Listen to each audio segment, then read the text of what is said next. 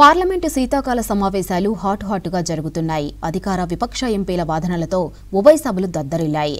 Pan masala లాంటి పొగాకు ఉత్పత్తులపై సెస్ పెంచేందుకు కొత్త బిల్లు తెచ్చింది కేంద్రం. దేశంలో టోల్ వ్యవస్థను ప్రక్షాళన చేస్తున్నట్లు తెలిపింది.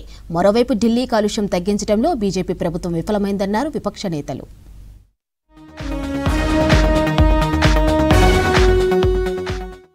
పార్లమెంట్ వింటర్ సెషన్ వాడివేడిగా జరుగుతోంది. 4వ రోజు వివిధ అంశాలపై ప్రభుత్వాన్ని నిలదీశారు విపక్ష నేతలు. ప్రశ్నోత్తరాల టైంలో అధికార విపక్ష ఎంపీల వాదనలతో ఉభయ సభలు దద్దరిల్లాయి. మరోవైపు పలు కీలక బిల్లులను పార్లమెంట్లో ప్రవేశపెట్టింది కేంద్రం.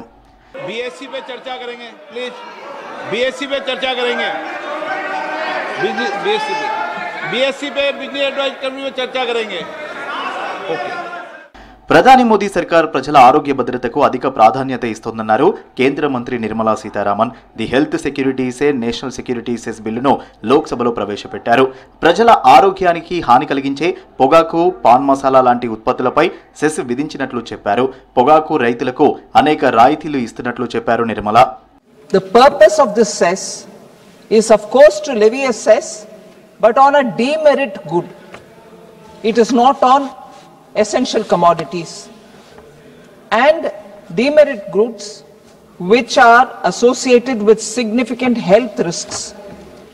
For a start, sir or madam, it is being imposed on pan masala whose ill impacts on health. pan masala ka दाम बढ़ाने में एक हम मानते हैं एक डिटरेंट मतलब एक रुकावट पैदा करने का कोशिश है. हेल्थ के अवेयरनेस बिल्डिंग या कुछ प्रोग्राम के द्वारा एक स्कीम के द्वारा स्टेट्स को भी देने के लिए प्रावधान है. ప్రభుత్వం పాన్ మసాలా నుంచి డబ్బు సేకరించడం కంటే ప్రత్యక్ష పన్నుల వసూలుపై దృష్టి పెట్టాలన్నారు టీఎంసీ ఎంపీ సౌగత్ ఆరే.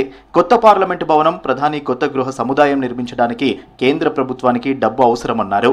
అందుకే పాన్ మసాలాపై పన్ను విధిస్తున్నారని విమర్శించారు సౌగత్ ఆరే. अभी हेल्थ सिक्योरिटी से नेशनल सिक्योरिटी ये क्या भाषा है, फिनांस मिनिस्टर शायद हम लोग को एक्सप्लेन करेंगे. पान मसाला causes oral cancer. Now the government is so desperate for funds that it is trying to raise revenue from demerit goods. Security of the country, you have to depend on a demerit good like pan masala. This is sad and quite ridiculous. దేశంలో toll వసూలు వ్యవస్థపై కీలక comments చేశారు కేంద్ర మంత్రి నితిన్ గడ్కరీ. ప్రస్తుతం ఉన్న toll వసూలు వ్యవస్థ ఏడాదిలోపు కనుమరుగవుతుందని చెప్పారు. దాని స్థానంలో సరికొత్త వ్యవస్థ అందుబాటులోకి తెస్తామన్నారు. ప్రస్తుత టోల్ సిస్టమ్ స్థానంలో ఎలక్ట్రానిక్ వ్యవస్థ అందుబాటులోకి తెస్తున్నట్టు ప్రకటించారు. ఇకపై టోల్ కోసం ఎవరూ ఆగాల్సిన పని లేదన్నారు. ఈ కొత్త వ్యవస్థను ఇప్పటికే 10 చోట్ల ప్రవేశపెట్టినట్టు చెప్పారు గడ్కరీ. मैं सम्मान्य सदस्य को विश्वास दिलाता हूं कि अभी हमने नई टोल के लिए टोल नाके ही ख़त्म कर दिए हैं. केवल एंट्री रहेगी और नंबर प्लेट का फोटो लेंगे और फास्ट ट्रैक होगा. तब ये टोल से समाप्ति हो जाएगी और इसके बाद ये कोई टोल रोकने वाले लोग नहीं रहेंगे, कोई कुछ नहीं रहेगा. और ये सिस्टम में पहले 10 काम अब हमने अवार्ड कर दिए हैं.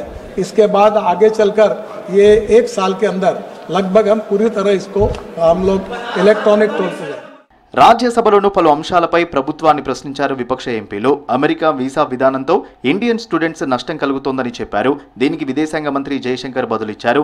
వీసా విధానాన్ని యుఎస్ ప్రభుత్వం జాతీయ భద్రతగా చూస్తోందని చెప్పారు. వీసాల జారీ అనేది అమెరికా సార్వభౌమ హక్కన్నారు Jayashankar. Even for relatively minor offences, we saw the cancellation of visas of students. The latest announcement was yesterday. They have taken a view that every visa adjudication is a national security decision. So they reserve the right to take a decision on a visa assessment of the national security implication of a particular individual's position. Central excise సవరణ బిల్లుకు రాజ్యసభ ఆమోదం తెలిపింది. మోజువాని ఓటుతో ఆమోదిస్తున్నట్లు ప్రకటించారు సభ chairman. ఈ బిల్లుతో పొగాకు ఉత్పత్తులపై excise సుంకం పెంచుకోవడానికి కేంద్రానికి అనుమతి లభిస్తుంది. That the bill be returned. The question is that the bill be returned. Those in favor will please say aye. Those against will please say no. I think the ayes have it. The ayes have it. The ayes have it. The bill is returned. కేంద్రం అసమర్థ విధానాలతో ఆర్థిక వ్యవస్థ పతనమవుతోందన్నారు Congress MP Priyanka Gandhi.